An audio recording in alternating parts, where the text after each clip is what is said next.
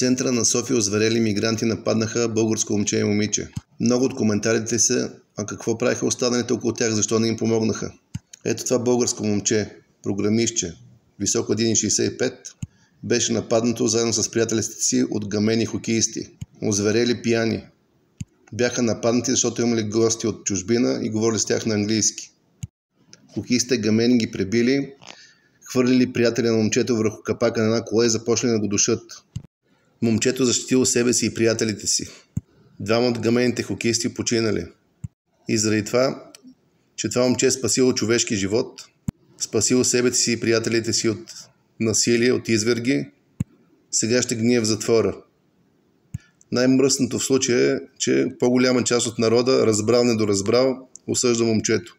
Трябва да се остави да го пребият хокеистите, да изнасилят момичетата от компанията, да удушат приятеля му, така мисли по-голяма част от народа. Ето затова, като стане нещо, като пребиват някой, никой не се намесва. Да не сме луди да се намесваме. Нито ще има благодарност, а после нас ще ни изкарат виновни и ще ни съдят. И ще гнием в затвора.